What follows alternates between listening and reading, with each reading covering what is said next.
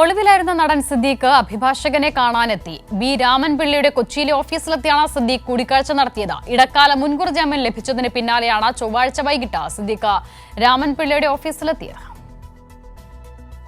തിങ്കളാഴ്ച സുപ്രീം കോടതിയിൽ നിന്ന് ഇടക്കാല മുൻകൂർ ജാമ്യം ലഭിച്ച സാഹചര്യത്തിലാണ് സിദ്ദീഖ് തന്റെ അഭിഭാഷകൻ ബി രാമൻപിള്ളയെ കാണാനായി എത്തിയത്.